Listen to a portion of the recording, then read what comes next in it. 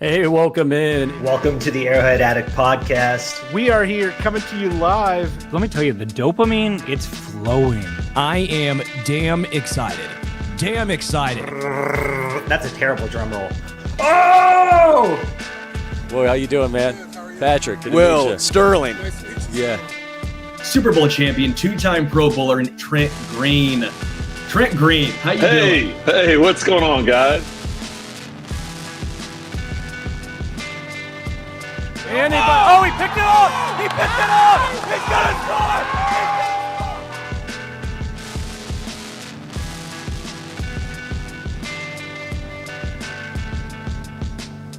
And we'll see you next week, but until then, as always, go Chiefs.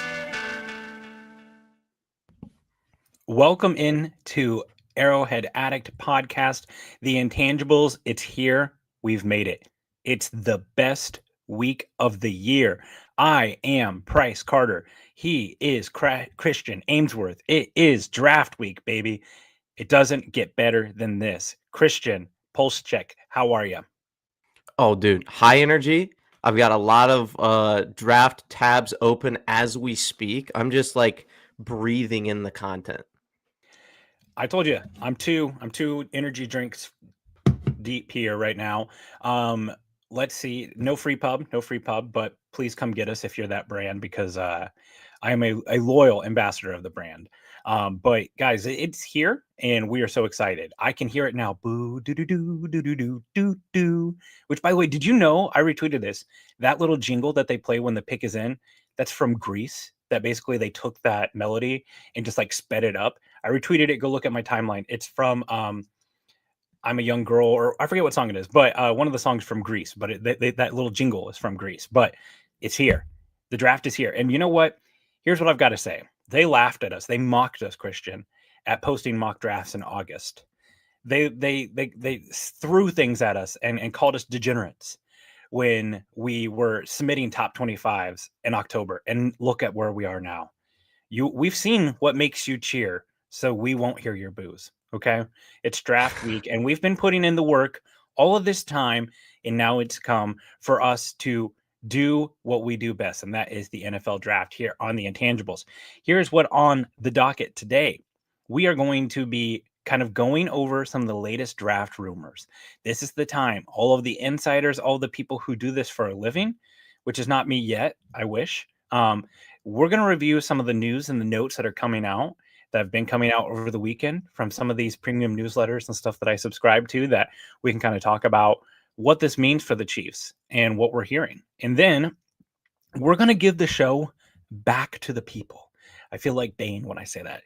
Give it back to the people, as we are going to open up the floor to the comments, to the chat. And we also solicited some takes online on Twitter and kind of just talk about your biggest questions about the draft. But don't worry. Well, you're not done hearing from us, because Thursday night we're going live at 6:30, 6:45, around that time. Not exactly sure. One of those. We're going to be going live, and we are going to be covering every single pick of the first round, whether the Chiefs stick and pick, whether they trade up, whether they trade down. We'll be covering it all here. We'll have several guests along the way with us. We're going to be breaking down every pick. So it is one of my favorite nights of the year. I am very excited. I can almost taste the pumpkin pie.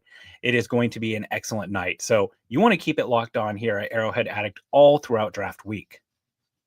Oh, yeah, dude. And what's really exciting about this whole thing is that, like, we mostly just talk Chiefs draft picks, right? Like potential Chiefs picks. It's like through this entire first round, we're going to be giving you like the takes of, hey, look, another quarterback went. What does that mean for the Chiefs right now? Like, is this a range Veach would trade up for? Like, it's all Chiefs centric, but we'll also be able to give you some of the info on prospects you might not have heard a lot about, like James Pierce or Abdul Carter, or some of these guys that we have been watching the entire year but haven't really got to comment on. So it's going to be super fun. Every draft has its moments, right? Of just like, wow. And I think this draft is primed for a lot of those big moments. Maybe it's a current NFL player that gets traded. Maybe it's a guy that we didn't see coming. Maybe it's a person who's falling. Like, we will get those big moments. It's going to be cinema. It's going to be great. By the way, we were just talking about all the great things we've got here at Arrowhead Addict. Did you hear our new show. Wednesday nights, it's the Kingdom Queens podcast. It's now here on Arrowhead Addict. Those ladies do a great job of covering the Chiefs. I know they're going to be talking draft. I think the word on the street is they might be jumping into our live stream as well too. So be sure to check them out Wednesday evenings. It's our newest show. We're very glad to have Lexi and Jody on board. So it's Arrow is always pointing up here at Arrowhead Addict. So do appreciate it.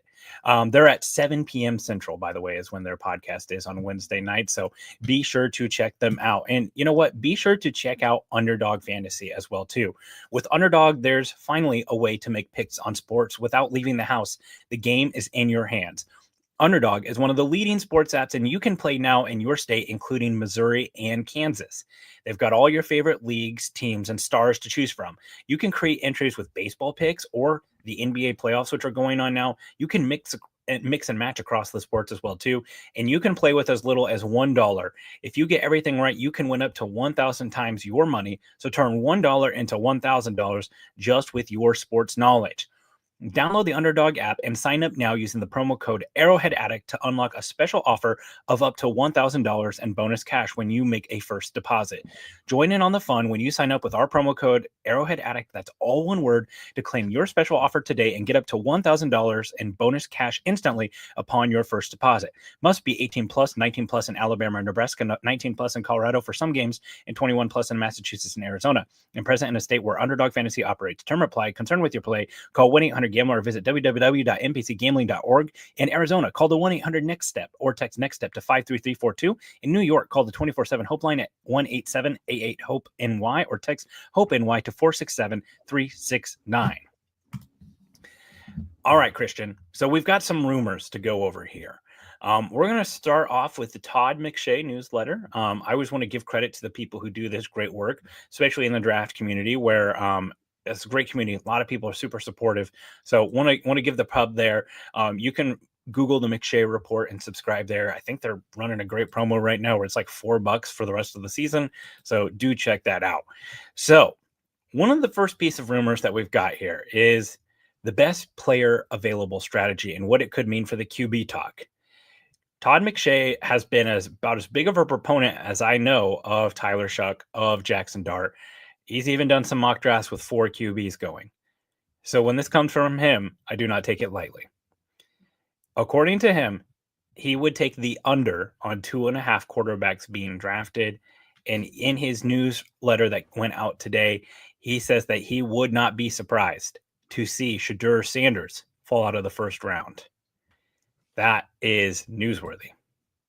Yeah. Oh my God. And what would that mean for the Chiefs? Like if you're a Chiefs fan, you're hoping like 3-4 quarterbacks get taken. Like you're hoping Jackson Dart climbs up draft boards. You're hoping Milroe climbs up draft boards. But Shedeur falling out of the first would be, I mean, could you imagine? Yeah.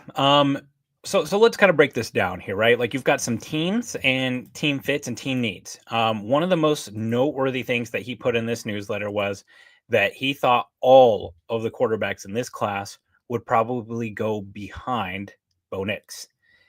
That is obviously significant because we're going back to the point of like, hey, this isn't the best class for quarterbacks. And I view this like a pendulum. This happens quite a lot during draft season. We start out over here with the analysis of like not a great quarterback class, pretty shallow class, not a lot of superstars. Then we get to like peak draft season right after the combine, the 30 visits are starting, and we've just swung all the way. We've got mock drafts with Jackson Dart going number 3. Tyler Shuck is a top 10 pick. This draft is just full of superstars. And then the closer and closer we get back to the draft, the pendulum starts swinging back to where we started. This isn't a good quarterback class. Moreover, quarterbacks, they benefit from systems. Some of these teams are not going to have their quarterbacks Cam Ward, Shedeur Sanders, like consensus is. There are some teams that are going to prefer Jackson Dart. Well, guess what? Jackson Dart, he just like uninvited himself from the draft in Green Bay. He was going to attend the first night. Now he's not. That tells you that he probably knows something, which, by the way, Jalen Milroe is still going to the first round. I'm not sure if they've just decided they want him to be the next Will Levis or what, as far as the man sitting in the green room, sitting in Union Station at Kansas City, but we will see. But it sounds like at 9, the Saints, who are a team that, it's come out that basically the Saints, Derek Carr, I almost said Drew Brees for some reason. Derek Carr has a shoulder injury, is probably not going to play this season. They do not want to take Shadir Sanders at 9, from what it sounds like, from what I've read and what the insiders are reporting. I want to make this clear. I am not the one hearing this. People who do this for a living are hearing this. So the beginning, well, I know, I just don't want to give that era of like, oh, what I'm hearing. No, I got you. So the draft, right? Like first pick, it's Cam Ward. Second pick, it's Travis Hunter. 3, it's like 70-30 Abdul Carter. There is a slight chance, it sounds like still, that Shadir Sanders could be there at pick 3. If he makes it past 3, it sounds like the slide could be real. What are some teams, Christian, that you think could make sense for Shadir Sanders as we're kind of trying to look for this place for QB number 2? So, I mean, Steelers are kind of the big one, right? Saints make a lot of sense too. But it seems like the Steelers have kind of given up hope that he's going to slide to them. They've been hosting Jalen Milroe, Jackson Dart, both those guys, like we kind of see as like bottom of the first, maybe further picks just based on quarterback value at like just for the position. But there aren't a whole lot of places that you look at and go, hey, Shadur, you see the lights, like you probably want him playing in a dome too. Like he's probably not going to the Jets. He's probably not going to New York, I would say at this point, based off his value. But it wouldn't surprise me at all if the Steelers traded up and went up there close to where the Saints pick is, or maybe traded up to the Saints pick and grabbed them just based off their roster and like all the positions that they have just locked in. Like that might be a quarterback paradise for Shadur if he got traded up or slides and the Steelers grab him. Well, and here's the thing too, is like you look at this and yeah, the Steelers, they do make sense, but this literally rides on what the hell Aaron Rodgers does. And Yeah. I mean, if you want to talk about a place that you don't want to be in the world, riding on Aaron Rodgers to make a decision, a logical decision, is one that I don't think anyone wants to be a part of. He's continued his parade, and I don't really want to get into Aaron Rodgers because anytime you spend talking about him is too much, frankly, in my opinion. But we could wake up tomorrow to the news that Aaron Rodgers is signing with the Steelers, in which case the Shadir floor, it could be the bottom of round 1. It could be round 2. Now, there's always those sneaky teams. You could look at, do the Dolphins, they can get out of Tua's deal sooner than you might think. Seattle, right? Like we know that deal that they gave Sam Darnold, it's not a massive deal. It's not a deal that like prevents them from making another move. But once they get past that, it's really hard to see a quarterback landing spot unless the Rams want to start thinking about life after their quarterback, I almost said Sam Bradford. What is the deal today? I'm just like, and it's like old names, like names I haven't talked about in forever. Matt Stafford, yes. Yeah, I mean, and in one way, this could be good news. If you want to flip it on the other side and say like, okay, could this be good news for the Chiefs? Do you get a team that wants to come back? It sounds like a lot of teams are thinking about taking a quarterback in the second round, because obviously those teams, they'll get another chance to draft. The track record on second round quarterbacks, it's not great, Jalen Hurts aside. But do a team like the Rams or the Browns or the Giants, do they want to get back up in the first round to try to get their quarterback and get that 5th-year option? In which case the Chiefs and Eagles, it could make sense to trade down. I think we're both big fans of the idea of them trading down, but I want to be real. I think there's a really good chance that we do not like what we see on the board at pick 31. Oh, I agree. I've run through 1,000 mocks. It's mocks draft season. If you guys haven't been able to tell, I had based no on idea. our Thank past, you for telling me. yeah, 3 episodes that we've done. But like, oh, dude, I've gone through. It's like, who would I want to fall to the Chiefs? All right, I'm picking them. And you get down, and I mean, it can get like desolate where there's nobody there that the Chiefs would really like. But what I think is kind of interesting here is kind of the opposite of what you're saying. And I'm interested to hear what you think about it. What about a team trading up or trading back with the Chiefs and the Chiefs trading up and them thinking a quarterback will be available later and the Chiefs having the opportunity to go up and get a player that might not be there when they pick? I think I fold this into the conversation about the quarterback. If we're not having a bunch of quarterbacks going, right now in this draft, there's like a consensus top 5 high-level talents. And then from there, it really starts to drop quickly. Mm-hmm. Another nugget from Todd McShay is don't be surprised if you see a big run on defensive linemen. Michael Williams is expected to go a lot higher than people are thinking.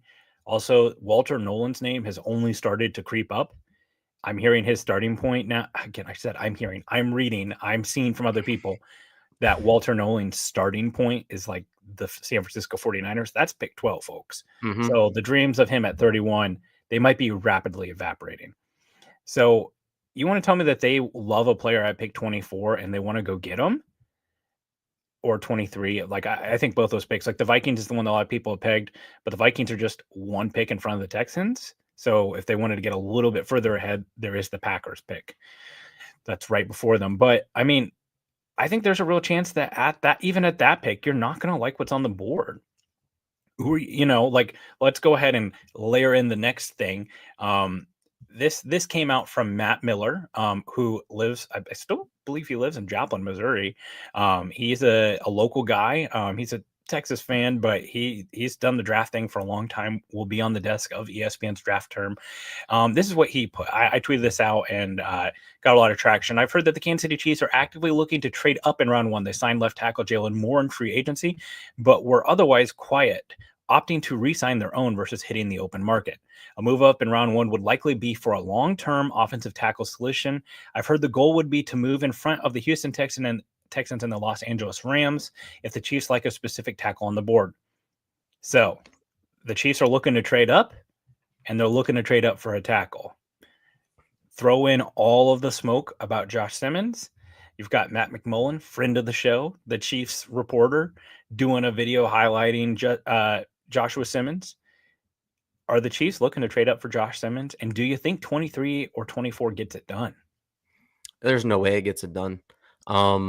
Just kind of the same sort of vein you've been talking about here. From everything that I have heard from other people talking about Josh Simmons, there are teams that have Josh Simmons as their number 2 tackle in the draft, and it's not close between him and obviously they would have Will Campbell as a guard, but I just don't think that with somebody who had as good of tape as Josh Simmons had this past season before the injury, that they look at that in a tackle draft that has very, very few kind of surefire prospects, and they go, yeah, we'll see if we can get him at the start of round 2. That doesn't seem like something that would, happen in this reality. So if they were going to have to move up, I would say it would probably have to be even before the 20s, and I'm not sure that that's something Brett Veach is willing to do. Well, and something else to kind of like fold into this too is there's a little bit of a prisoner's paradox that exists with Josh Simmons falling in the draft. You've got the patellar injury, obviously a huge part of this. I've gone back and forth with people about this on Twitter. At the end of the day, all we can do is trust their medical evaluation because that's all we have, right? Mm-hmm. So multiple teams will all do medical evaluations on him. I'm sure that teams will kind of get a little bit of a consensus of what the evaluation is. But if Josh Simmons is within striking distance of the Chiefs at 31, or let's say, in that 25, 26 range, there's a little bit of prisoner's paradox of like, what don't we know that we should know? There's also some reported football character questions, some maturity questions about him that have been brought up, that there's some character flags that some teams have him with that. If he's falling at 31, nobody in Chiefs Kingdom is going to feel really confident about that at the pick because of the knee injury, because of the character concerns in teams like the Texans and other tackle needing teams passing on him. If the medicals were right, if there weren't character questions, you bring up a great point. He could be a top 15 pick. The tape is that good. I went back and rewatched it, and my man was just stonewalling people in the Iowa game. He was dominating Jordan Birch in that Oregon game before he went down. The tape's exquisite. So if he's falling, what do they know that we don't know that we should know? Or what are they thinking that we should be thinking? Like, it's the prisoner's paradox. What is the prisoner in the other room saying? The police, just in case you don't understand what that reference, right? Like, there's 2 prisoners in separate interrogation room. The police officers are leveraging them against one another. Who's going to rap first on the other? Like, what don't we know? Yeah, well, and you talked about how good he played. 306 snaps, 1 hurry. on the amount of snaps. So 1 in every 306 snaps, he allowed a QB hurry, not a pressure, not a sack, one hurry. So yes, by far, I think a lot of people would say if he played the entire season, he would be the top tackle in the draft. And dude, I don't know. It is such a tough like prospect evaluation as well, just based off the limited snaps. And the year before, I don't know how much of the year before you watched, but he was not incredible that year before. Now, the character concerns are something that are serious. DeJuan Jones, I don't know if you remember him, a prospect from a few years ago. Also He from was Ohio like, State. yeah, was he really? Yeah, I guess Yeah. that's right. But he was another guy that people said, hey, he's got character concerns. Love the player. He didn't get injured in his last year, but they loved the player, loved the tape that he put on, and then fell in the draft all the way to, I think it was the 4th round.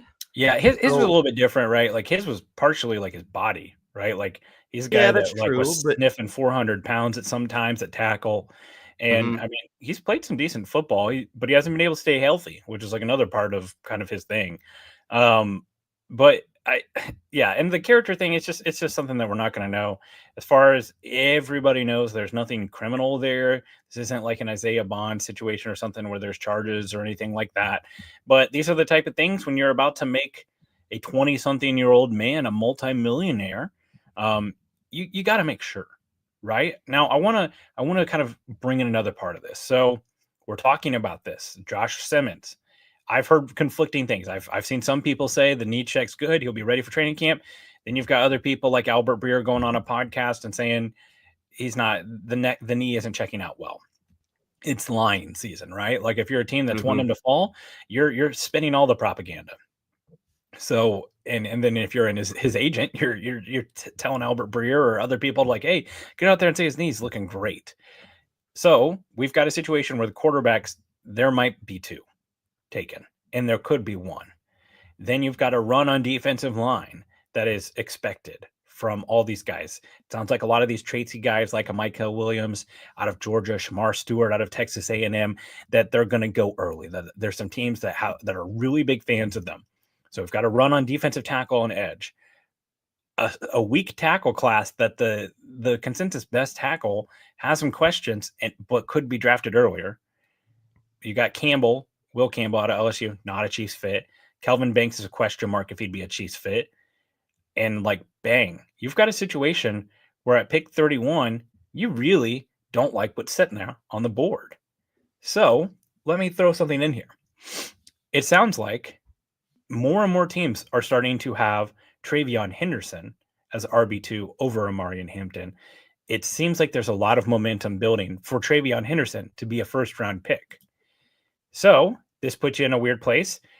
Maybe Travion Henderson isn't there at 31, but maybe Amarian Hampton is the running back out of North Carolina. Running back at 31, question mark? You run the card up as fast as you can if you're Brett Veach and somebody took Henderson over Amarian Hampton. Like, I think we both are pretty high on Amarian Hampton. I have him as my running back 1 over Ashton Genty, not because of the tape so much as like I think it translates better to the NFL what his skill set is. But could you imagine Amarian Hampton on the offense? Like that to me is like the missing piece. Like, who gives a shit about tackle at this point? Just hand the ball to Amarian Hampton and let the boys up front work. Well, to be clear, the answer to your question is who cares about tackle? The most important man in Kansas City.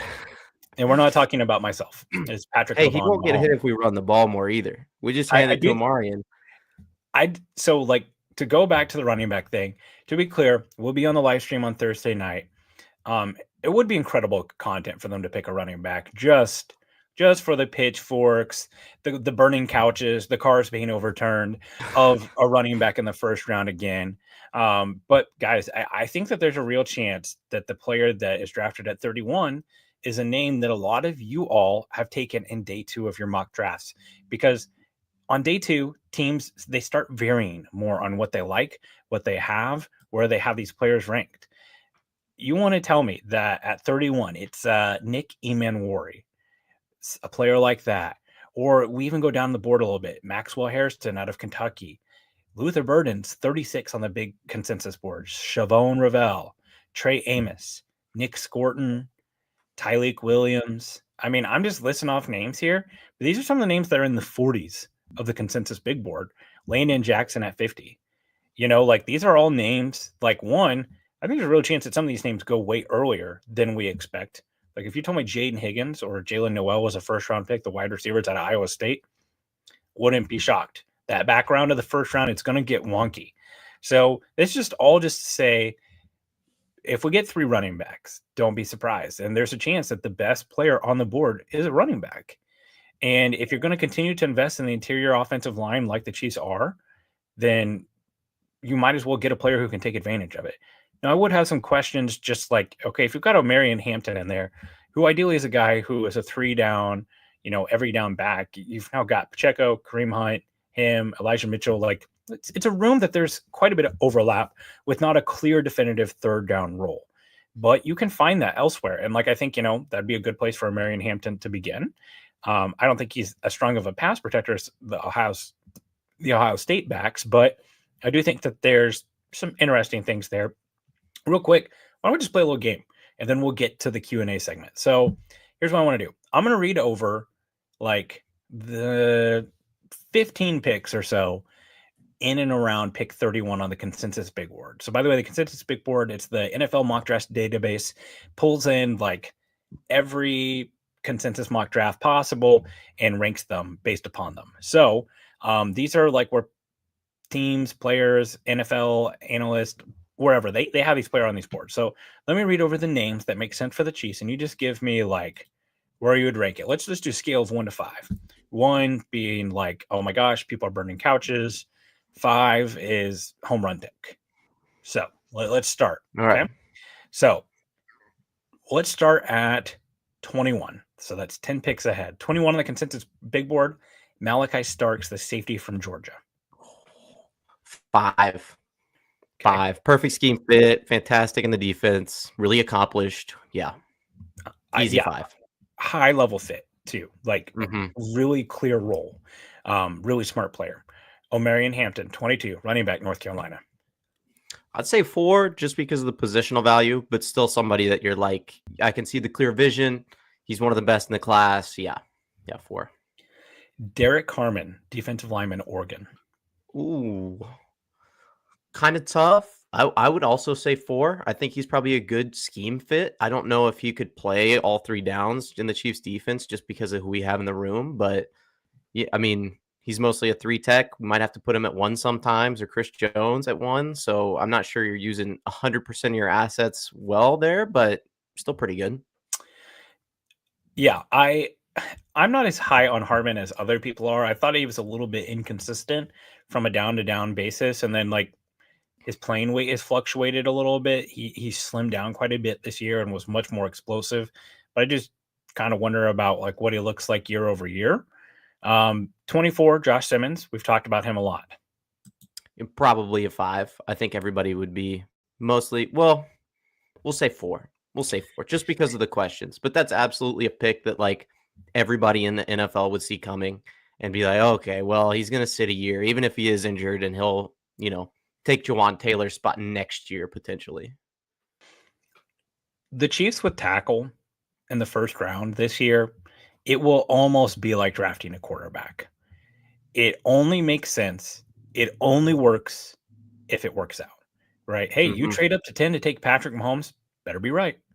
You trade up to 24 to take Josh Simmons. If you're right and he's your starting tackle, a quality starting tackle, like, well, let's be clear, he doesn't have to be an all-pro. Just has to be, Eric Fisher. Like if you get Eric Fisher, who was a 1-1, by the way, like if you get Eric Fisher out of this, then it will all be worth it. But if you're wrong, and this is Kingsley Suamataia 2.0, it's a guy that they're taking in and out of the lineup, or a guy that can't get on the field because he's unhealthy, it's a disaster class at that pick. So there's a lot of risk there. But if it works out, it's great. Nick Emanwari at 25, the safety from South Carolina. Ooh, probably a 3. I think positional value and scheme fit would be my 2 concerns there, but he's a great player, really rangy, super athletic. Jeremy Chin is his comp, which if you've known if you watched any Carolina Panthers highlights, I know I might be speaking to an empty room there, but if you've watched any of those highlights, Jeremy Chin was all over the field. So one thing that something that I think we might be underrating is how much the Chiefs, particularly Steve Spagnuolo, likes having a stud at safety. Maybe they believe that they have that right now with Jaden Hicks, but someone who's a very similar physical profile to Nick Emanwari is Landon Collins, who was kind of the captain of the Giants defense later Spags career back when he wasn't winning Super Bowls with the Giants. But I could see it, and if you go back and look at the snap counts, Jaden Hicks was playing more free safety than Brian Cook through the playoffs. He basically took his job. You had Justin Reed in the box, and then a healthy mix of all three, or a healthy mix of Cook and Hicks. But Hicks did play deep. I know that the frame and stuff says in the box guy, and we love his ability to tackle. Great tackler. But there's a chance that, and also let's keep in mind too, they still have some other safeties to play with here. With maybe they try Shamari Connor deep. If you've got a dime package with Hicks, Emanwari, who, by the way, we're painting Emanwari like he's some linebacker, like he's Nick Bolton or something like that. He can run stride for stride with the running back, with the tight end.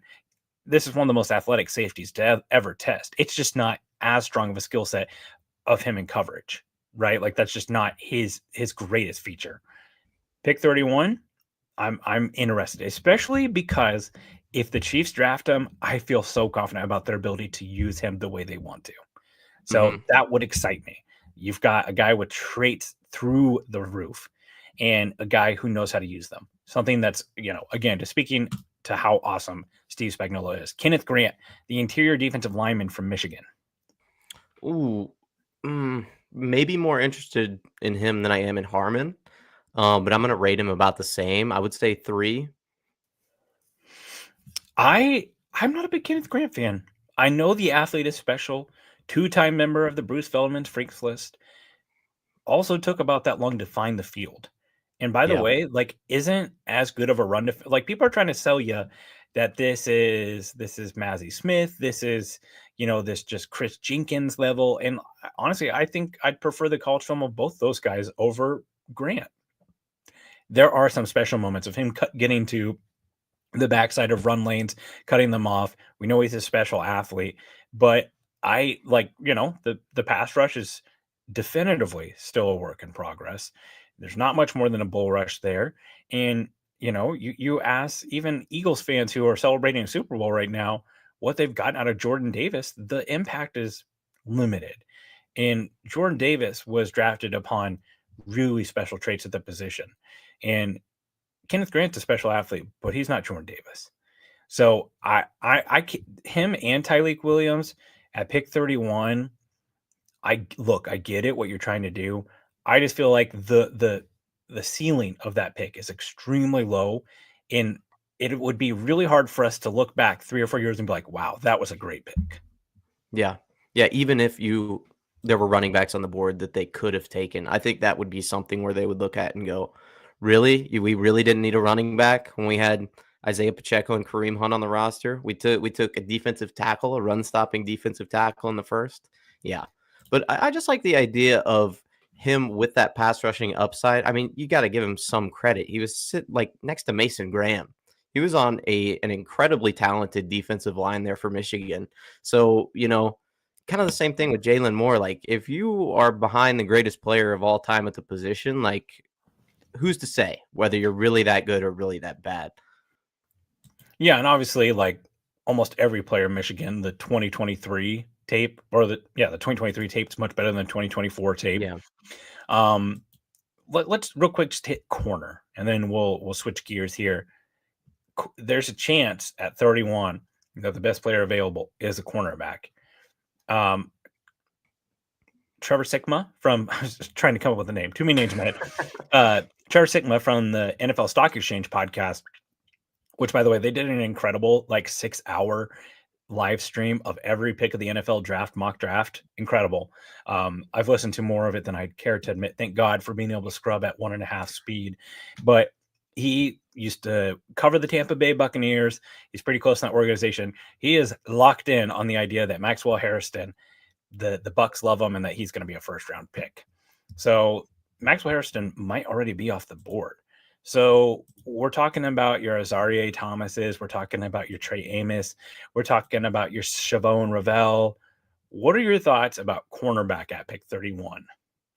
It's tough. The player has to be there. And the lucky thing about the Chiefs is that if they're drafting, like you said, if they're drafting a safety or a cornerback in round 1, they've got a specific vision. This is not like a player that they would see and go, well, we'll see. We can kind of play him at, the slot. And then if it doesn't work out, we could put, no, it's like, no, if they're drafting Chavon Revel, they're like, okay, outside corner.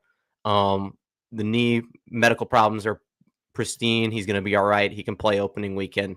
And it's like, this is exactly what we're going to teach him. This is exactly what he needs to learn. But that would be, out of those names, the only person I would be happy if they drafted at corner at pick 31.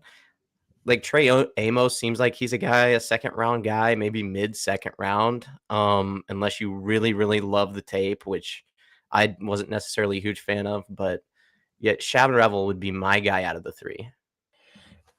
For me, if I could I'd probably take Hairston because he's just super twitchy. Then I'd probably have Amos. I just like Amos's like full game a little bit more than Revel, and you don't have to worry about the ACL injury and the level of competition. And then AZ Thomas, like Azarie Thomas, the long speed is a concern. The 40-yard dash, I think he tested in the mid 4.5s. Just a little bit like, I think it was like 10th percentile cornerback speed testing. But hey, we also like had all these concerns about a cornerback from Georgia last year who went to the Texans, whose name is escaping me right now, and he ended up being a stud. So like, it doesn't matter if your long speed is bad if guys can't get off the line of scrimmage against you. And Thomas, his press ability, it's really good. So I do think he just doesn't tackle well enough for a Spags guy. That's the one thing for me that like I just keep coming back to. I just don't think he's quite the tackler. By the way, the name that I am struggling to find is I thought I had it. Where's it at? The page moved. Kamari Lassiter? Kamari Lassiter. There we go. Yeah. That is who it is. Okay. Yeah, Kamari Lassiter, where like tape was awesome, testing was terrible. He turned out to be a dude. So it does happen. Okay. So this is the part of the show that we want to give back to the people. You need to be in the stream on Thursday night.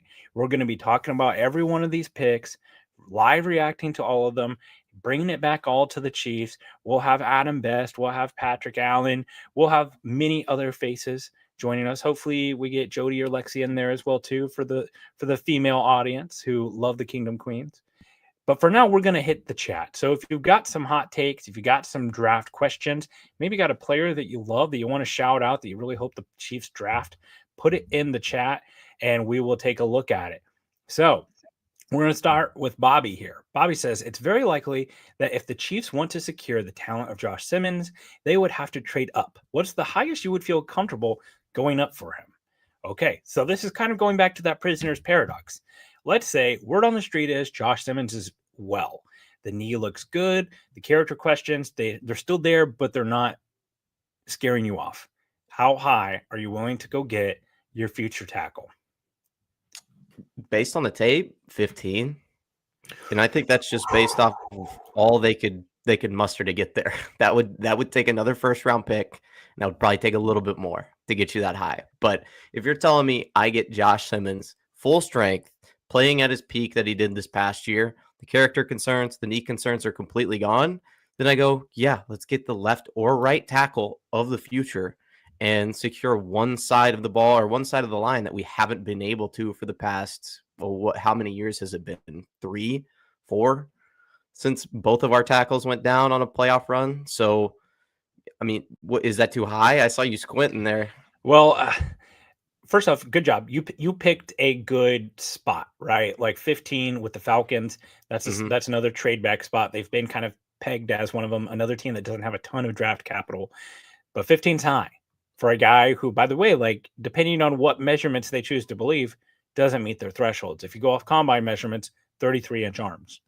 Not even 33 and a half like Calvin Banks. So there's questions there. Yeah, I don't know if I can get behind like with the knee injury. Like even if you told me like, hey, Chiefs feel great about the knee, they believe in their football culture. They're confident they can bring Simmons in here. 15's strong. I do think that this year we will see a little bit of a discount for trading up, especially in the first round, because a lot of teams want to trade down, it sounds like. So 24, I think pick 95 and your first round pick could do it. And maybe like a pick swap something later if they wanted to do that. I do think if you want to get up to 24, 23, using the Rich Hill chart that works, I'm using that in my final predictive mock for the website. So 24, 23 is probably the answer for me. And again, if it works, no one's going to care. You find your future, whether it's the right or left tackle, you find a long-term solution there on a cost affordable contract. You're getting ready to pay Nick Bolton and Trey Smith and all these guys who are coming up on second contracts. It's essential. And you're obviously investing in your most important asset who turned 30 this year, who is going to be less and less mobile as time goes. All right. So this one's a nice, just real easy. This one comes from Beach 303. How many picks do the Chiefs make in the draft? This actually, I was saving some material that I didn't get to it here. This nugget came from, and I'll relate it back to the question here. This came from Nate Taylor, who obviously covers the team at a very high level at The Athletic. This is what he wrote. This is a quote, includes a quote from Brett Veach. If the Chiefs can't land a premium prospect in the first round, Veach might see his solution as trading out of the round. Such a move, Veach said, would allow the Chiefs to acquire more draft picks on day 2 and day 3 to help accomplish the goal of adding as many as 10 prospects to the roster. Veach said, I certainly have a tendency to be aggressive side and move up. Veach said, smiling, the secondary tier of prospects is a little bit bigger. So I think there is a probability from a sheer numbers standpoint, more of a likelihood that that could happen. That could be in our wheelhouse. So you got two things here. You got Brett Veach sprinkling a little trade down and also 10 players, 10. I think that that would be a surprise to a lot of people looking at the Chiefs roster. So bringing it back to the question, you've got him. The Chiefs right now, they sit with a total of 8 picks in this draft. 3 of them are 7th round picks, 10 picks Brett Veach is talking about. What do you think of that? And how many picks do you think they ultimately make in this draft? I think you're probably looking at 6 or 7 picks, if I had to guess. When you get into that 10 spot, that the amount of picks that you have is 10 or higher than that, which has happened for a few teams over the past couple of years, you're taking a lot of swings at 1 or 2 positions. And it's like, if it wouldn't surprise me at all if the Chiefs traded some of those picks, went back and then grabbed like 2 or 3 late round wide receivers and said, hey, Juju, Sky Moore, Nico, can't trust them. Got to get some guys to back up the top 3. And they took 3 or 4 swings and found some guys in the back end of the draft that can impact the team in a few ways. I just have a hard time believing that Veach is going to see a prospect falling and go, all right, I got to have him. I got to spend a little bit. We've got all this draft capital. Let's just trade up. Like, even if they trade out of the first and they find somebody falling in the second, maybe it's Quinshawn Judkins, who I love, or maybe it's Trayvon Henderson, who you love. And they're like, okay, let's trade up. Let's go get him, add him, use some of those later picks to move up. That would be my guess. Yeah, man, it's one of those things, like hearing him say we could make as many as 10 picks, that honestly kind of excites me a little bit, not just because your boy loves to talk about prospects, but it does kind of allude to the fact that they realize that there's a lot of holes on this team now and that are coming up.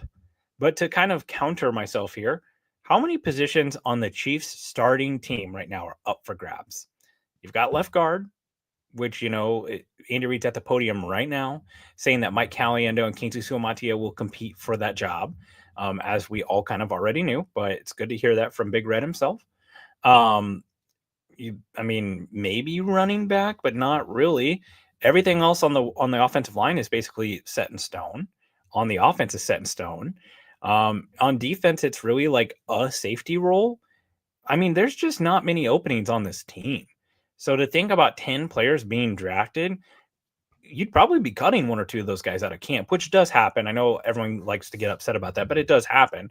But I mean, man, that to me, like one thing that I'll say that I think sometimes people get too hung up on. It's like, oh, well, they don't need a running back. They drafted, they signed Elijah Mitchell. Okay, Elijah Mitchell didn't play football last year, so you can cut him.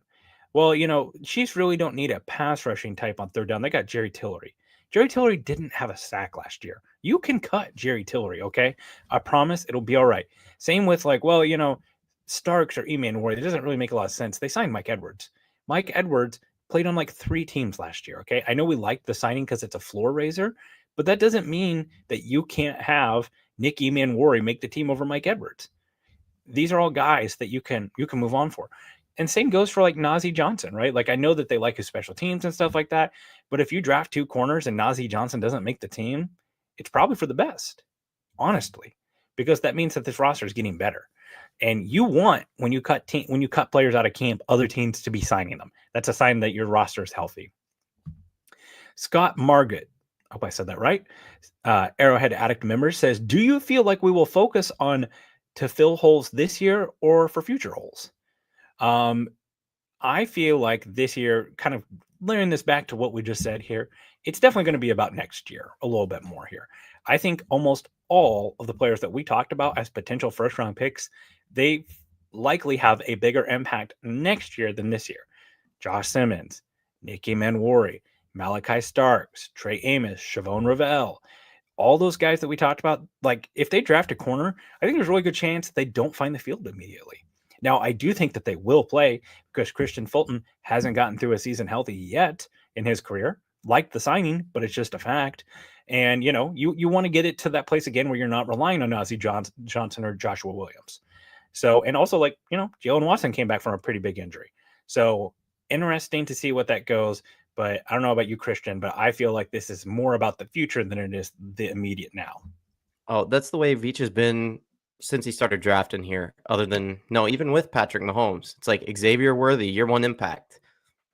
Kind of middling. Like people are kind of down on him after this first year because they haven't watched a Andy Reid offense with a rookie wide receiver in the past 15 years. Rishi Rice, kind of the same way. Creed Humphrey made an immediate impact, but that was kind of a forced situation. Like we were desperate for a center when Creed Humphrey came along. Trey Smith, it was the same way. Nick Bolton, another name that comes up where it's like, hey, didn't have a huge year 1 impact. Now is the starting middle linebacker and we're paying him $14 million a year to be here. It's like, the draft has never really been about this year. Now, if you can get 1 or 2 guys, which is what they've been really, really good at doing, that can make a slight impact on the roster and just take you up just 1 more notch, then that's what they're going to try to accomplish. Totally agree. I really think that really with your draft, you probably want to be 1 year ahead. Some of the best run teams in the league, they do those things right now, right? Like the Eagles, they have Jason Kelsey, a Hall of Fame center, step down. They've got Cam Jurgens, go big red, ready to step in, and he's signing an extension today. So that's exactly where you want to be. Like this question from Alan F. Love these. If you got more of these, send these in. Tyleik Williams or Omar Norman Lott. I think this is like the best either or because they're so different, right? Like Omar Norman Lott. You got a guy out of Tennessee who runs basically in a basketball rotation on the Tennessee defensive line. Orman, I believe the number's like 90. I believe he faced 90 runs or 90 snaps of run defense this season, which, by the way, that sounds like a lot. It's not. No, he basically got to rotate in as a fresh legs on passing downs, had the best pass rush win rate of any defensive player in this class. Better than Mason Graham, better than Abdul Carter, absolutely dominant in pass rushing situations. But he played about 17, averaged about 17 snaps a game. That's not a whole lot for a big guy. Now, he is a varied pass rusher. I like his ability to, we kind of talked about how I forget what you called it, but where he takes the guard arm and pull that forklift. Yep. Yeah. The forklift. Straight up. Yeah. I like him. He's dynamic. I think that you could plug him into that role here in Kansas City. Now, pick 31, I'm out. Day 2, I'm in. So then you got Tyleik Williams out of Ohio State. He's a guy who's varied a little bit. Sometimes he's been as much as a straight up 1-tech, a 2-gapper who's run defense first. I think he's a better run defender than Kenneth Grant, by the way. He played more 3-tech this year. I would like to know which player I'm going to get. I would prefer more of the 3-tech version of him. I think he's, and it's not just because 91, but I see some shades of good version of Derek Nottie, the guy who came out of Florida State, not the guy who kept re-signing one-year deals here in Kansas City. But I've got to go Norman Lott because the pass rush upside is just so much higher. But if you told me the Chiefs trade back and their first pick's Tyleek Williams or something, I get it. I don't really want either player at 31, but I do have Norman Lott slightly higher on my board. Oh, I agree 100%. Norman Lott is one of the most, I don't want to say, he's pretty well understood. Everybody kind of knows what he's going to be when he comes into the league. Like his role was just so defined in Tennessee. And I think that's what makes him such an intriguing prospect, because you think about him coming to your team, whether you're Kansas City or, I don't know, you're Baltimore, and you go, okay, third down, we can put him in this NASCAR package. We can rush the quarterback with him, and he's going to have fresh legs all game. Late in game, maybe we're down. We put him in 2 or 3 downs of, a possession. And it's like, okay, we're getting 100% of Omar Norman Lott on our defensive line. That's scary. And I think you put him next to Chris Jones on those passing downs and you go, hey, go hunt. George Karlaftis, go hunt. Mike Dana or Felix, maybe you take a step up this year. Go hunt, go get the quarterback. That can change a defense. And I don't think that Williams can do that as much as Omar can. So pretty easy answer for me.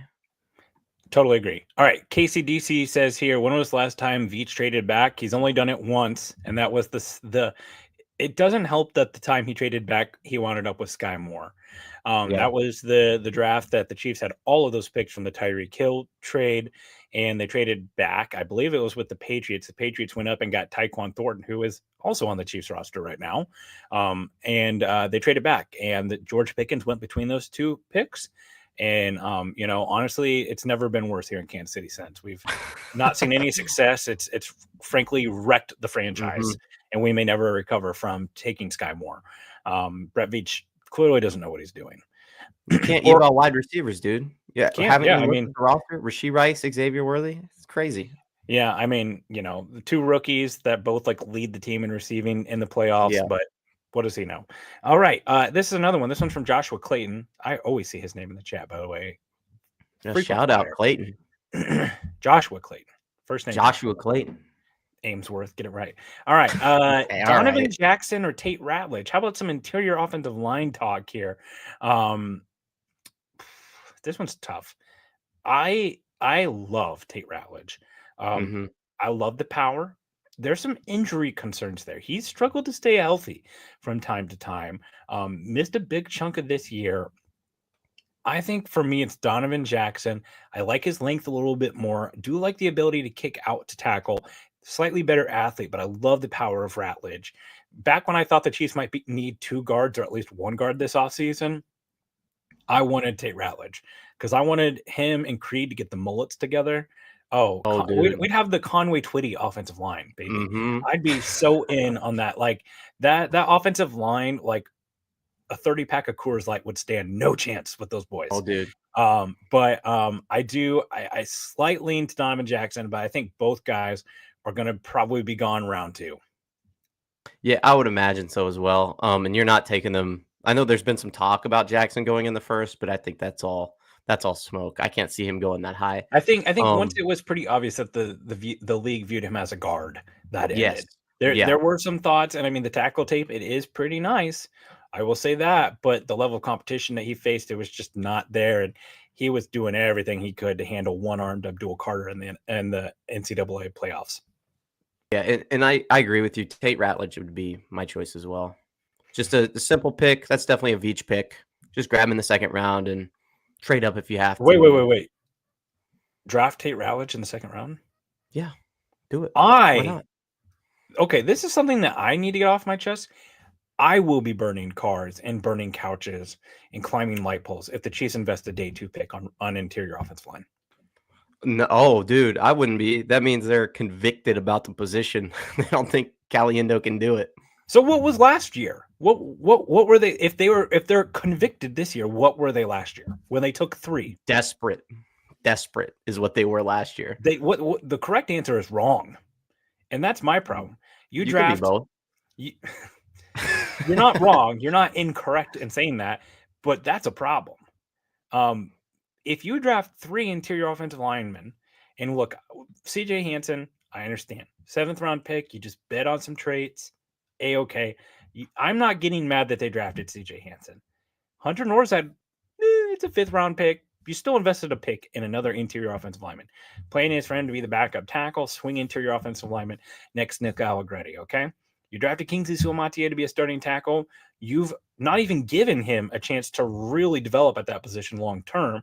And this year he's a guard, which, by the way, Andy Reid's like confirming that right now at the podium.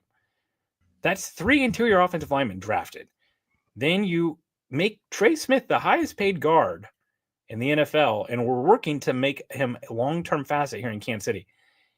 Then you started a Mike Caliendo in the Super Bowl all throughout the playoffs, and then you've got Wanya Morris. So you're telling me Kingsley Suamataia, Wanya Morris, Mike Caliendo, Hunter Norzad, and CJ Hansen, and they're taking Tate Ratledge in the 2nd round? What are we doing?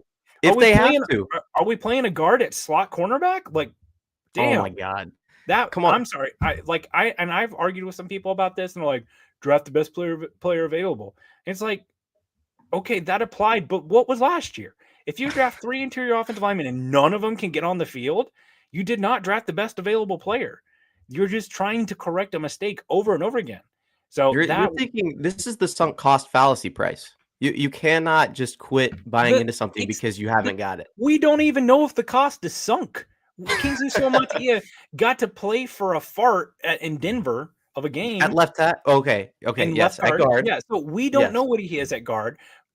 CJ Hansen did not look good in that game. Hunter Norzad looked pretty good because I went back and looked at what some of those guys looked like back when DJ Humphries was a thing. Like, that's my thing. We don't even know if it's a sunk cost. Like, could you give it a minute maybe to decide if it's a sunk cost before it's like, you know what? And day 3, I can palate it. I'm not going to be a huge fan, but if it's a 6th or 7th round pick, that's basically glorified UDFA. I know they met with that guy from Oklahoma State who's a swing tackle. Like, I'm fine with that. I get that because there's a chance that CJ Hansen doesn't make the roster. I think Hunter Norzad will. Obviously, they're planning on Kingsley Suamataia makes it. But day 2, if they spend a day 2 or day 1 pick, I will be pretty upset because to me that just implies like, hey, we were wrong. And better to admit it now. Better to admit it now than halfway through the season when Patrick Mahomes is on his ass for half the game. That's all I'm saying. And I hope to God we draft a guard and it's on our live stream and you freak out in front of If it's on our live stream, I will freak out. Okay. Let's be clear, because we're only live streaming the first night. If it's on our live stream, I will freak out. That will definitively happen. If they spend a 1st round pick on a guard, yeah, actually, I won't be on the I don't think you'd be the only one, to be I'll fair. be in the streets. I'll be in my nice little neighborhood, just a few feet away from our neighborhood pool, and I'll be burning a couch. Not sure whose couch. Maybe it's mine. Maybe it's someone else's couch. But I will be burning a couch if they draft Gray Zabel at pick 31. You heard it here first. Gray Zabel, couch burnt. Maybe they should take only guards, like maybe. If you really think about it, yeah, I mean, they are the closest people to Patrick Mahomes. That kind of makes the most sense.